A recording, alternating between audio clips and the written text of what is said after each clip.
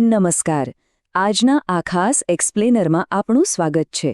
શું આપણે ક્યારે વિચાર્યું છે કે આઈએલ્સ લિસનિંગમાં ઘણા હોશિયાર ઉમેદવારો કેમ માર્ક્સ ગુમાવે છે? ખરેખર, આ અંગ્રેજીની સમજનો પ્રશ્ન નથી, પણ સાચી વ્યૂહરચનાનો અભાવ છે. આજે આપણે એ જ ટેસ્ટ મિકેનિક્સને ડીકોડ કરવાના છીએ. ફટાફટ આજના એજન્ડા પર નજર કરીએ. આપણે form completion, note completion, table completion, flowchart sequence logic, summary completion અને છેલ્લે એવી ભૂલો વિશે વાત કરીશું જે આપણે પરીક્ષામાં ચોક્કસ ટાળવી જોઈએ. ચાલો, સૌથી પહેલા વિભાગથી શરૂઆત કરીએ. Form completion essentials. Form completion મોટાભાગે સેક્શન 1ની સામાન્ય વાતચીતોમાં આવે છે, જેમ કે હોટેલ બુકિંગ કે જોબ માટે પૂછપરછ. અહીં મુખ્ય હેતુ એ ચકાસવાનો છે કે શું આપણે બે લોકો વચ્ચેની ઝડપી વાતચીતમાંથી નામ, નંબર કે સરનામા જેવી એકદમ ચોક્કસ વિગતો પકડી શકીએ છીએ કે નહીં. ચાલો 5 પ્રેક્ટિકલ ઉદાહરણો જોઈએ. ધારો કે ઓડિયોમાં કોઈ નામ બોલાય છે તો આપણે જોન પછીની અટક પકડવાની છે. એ જ રીતે ફોન નંબરમાં 555 પછીના આંકડા, તારીખમાં 12મી પછી કયો મહિનો બોલાયો, સરનામામાં 42 નંબર પછી શેરીનું નામ શું છે અથવા કોઈ વસ્તુની બિલકુલ ચોક્કસ કિંમત શું કહી. આ બધું જ સાંભળતી વખતે આપણું પૂરું ધ્યાન બ્લેન્કની આસપાસ હોવું જોઈએ. હવે અહીં એક બહુ જ સામાન્ય ઝાડ છે. ઓડિયોમાં 15 એટલે કે 15 અને 50 એટલે કે 50 બોલાય ત્યારે ઘણા ઉમેદવારો ગોથું ખાઈ જાય છે. આનાથી બચવાની બેસ્ટ ટીપ એ છે કે one word or a number એવી જે સૂચના આપી હોય તેનું અક્ષરશઃ પાલન કરવું. આગળ વધીએ બીજા વિભાગ તરફ, માસ્ટરિંગ નોટ કમ્પ્લીશન. આ ફોર્મેટ ખાસ કરીને એકેડેમિક લેક્ચર્સમાં જોવા મળે છે. આ બિલકુલ રિયલ લાઈફ જેવું છે.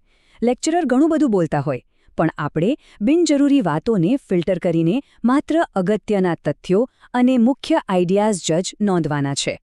આને વધુ સારી રીતે સમજવા 5 ઉદાહરણો લઈએ. ધારો કે નોટ્સમાં લખ્યું છે કે ફોકસ કયા પ્રકારના પ્રદૂષણ પર છે, તેની શોધ કયા વર્ષમાં થઈ, આનાથી થતો મુખ્ય ફાયદો શું છે, કઈ વસ્તુના વધુ પડતા ઉપયોગથી આ સમસ્યા થઈ અને ઉકેલ માટે કઈ નવી ટેકનોલોજીની જરૂર છે. અહીં આપણે લેક્ચર સાંભળતા પહેલાં જ અંદાજ લગાવવાનો છે કે કેવા જવાબો આવી શકે છે. આમાં સૌથી મોટી ભૂલ કઈ થાય છે ખબર છે? ઉમેદવારો પ્રશ્નમાં લખેલા બેઠા શબ્દો સાંભળવાની રાહ જોતા રહે છે.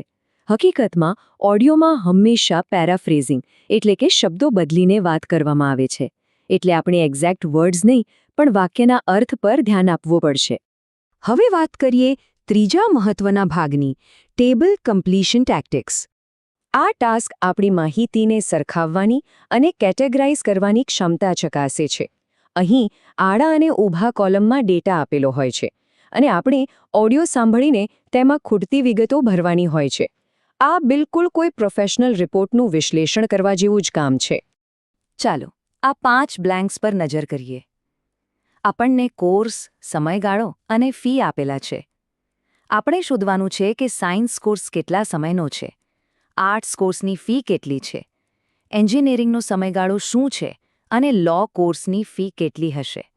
બસ ઓડિયો સાંભળતી વખતે આપણી નજર ડાબેથી જમણે અને ઉપરથી નીચે એમ ટેબલના માળખા પ્રમાણે ફરતી રહેવી જોઈએ.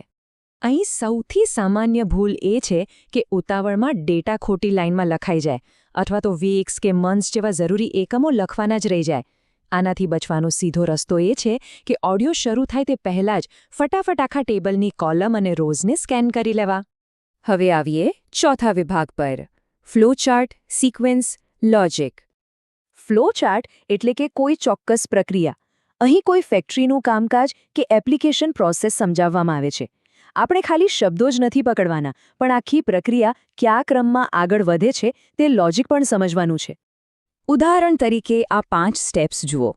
પહેલા સ્ટેપમાં ફોર્મ કે ડોક્યુમેન્ટ સબમિટ કરવાનું છે. બીજામાં પ્રારંભિક ચકાસણી થાય છે. ત્રીજામાં કોઈ રિસર્ચ કે ઇન્ટરવ્યૂ હાથ ધરવામાં આવે. ચોથા સ્ટેપમાં અંતિમ રિપોર્ટ બને અને 5મા સ્ટેપમાં આપણને મંજૂરી કે સર્ટિફિકેટ પ્રાપ્ત થાય. આખો ઓડિયો બિલકુલ આ જ ક્રમમાં ચાલશે. આમાં સૌથી મોટો ખતરો એ છે કે જો એકવાર ક્રમ ચૂકી ગયા તો પાછળના બધા જ જવાબો ખોટા પડી શકે છે. એટલા માટે ધેન, નેક્સ્ટ, આફ્ટર ધેટ કે ફાઇનલી જેવા ટ્રાન્ઝિશન શબ્દો પર બાજ નજર રાખવી ખૂબ જ જરૂરી છે. આ શબ્દો જ આપણને સાચા જવાબ સુધી દોરી જશે. ચાલો હવે 5મા અને અત્યંત મહત્વના મોડ્યુલ પર જઈએ, સમરી કમ્પ્લીશન રૂલ્સ. આ ટાસ્ક થોડું એડવાન્સ્ડ છે. આમાં છૂટાછવાયા તથ્યો નહીં, પણ આખા ફકરાનો અથવા રિપોર્ટનો નિષ્કર્ષ સમજવાનો હોય છે. આ આપણી વોકેબ્યુલરી અને ઓવરઓલ કોમ્પ્રિહેન્શનની ખરી કસોટી કરે છે. ચાલો સમરીના આ 5 ઉદાહરણો જોઈએ. ક્લાઇમેટ ચેન્જ શેનું કારણ બની રહ્યું છે? દરિયાકાંઠાના કયા વિસ્તારો પર તેની અસર પડે છે? આના માટે કયા પ્રકારના વૈશ્વિક સહયોગની જરૂર છે? સ્થાનિક અર્થતંત્ર પર શું અસર છે? અને તાત્કાલિક ધોરણે કયા પગલાંની માંગ છે? અહીં ખાલી જગ્યાઓ એક શૈક્ષણિક ફકરામાં એવી રીતે ગૂંથાયેલી હોય છે કે આપણે આખો સંદર્ભ સમજવો જ પડે. એક વાતનું ખાસ ધ્યાન રાખજો. જો આપણે ઓડિયોમાં સાચો શબ્દ સાંભળી લીધો પણ લખતી વખતે તે વાક્યના વ્યાકરણ સાથે મેચ ન થયો તો એ જવાબ ખોટો જ ગણાશે. એટલે જવાબ લખ્યા પછી એકવાર ફટાફટ ચેક કરી લેવું કે તે વાક્યમાં એકદમ પરફેક્ટ ફિટ બેસે છે કે નહીં. અને છેલ્લે આપણે એવી સાર્વત્રિક ભૂલો વિશે વાત કરીશું જે ઉમેદવારો આ બધા જ ટાસ્કમાં વારંવાર કરે છે. આ ચાર્ટ બતાવે છે કે કઈ ભૂલો સૌથી વધુ માર્ક્સ કાપે છે. સ્પેલિંગમાં ગોટાળા કરવા, વર્ડ લિમિટ એટલે કે શબ્દ મર્યાદાનું ધ્યાન ન રાખવું, ઓડિયો શરૂ થતાં પહેલાં જવાબનો અંદાજ ન લગાવવો અને જવાબ સાંભળ્યા પછી પણ તેને લખવામાં બહુ મોડું કરવું.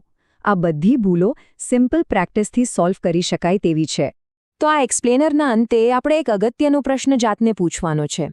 શું આપણે માત્ર આંખ બંધ કરીને અંગ્રેજીની પ્રેક્ટિસ પાછળ સમય બગાડી રહ્યા છીએ કે પછી ખરેખર એક મજબૂત વ્યૂહરચના સાથે આ પરીક્ષાના મિકેનિક્સને માસ્ટર કરી રહ્યા છીએ?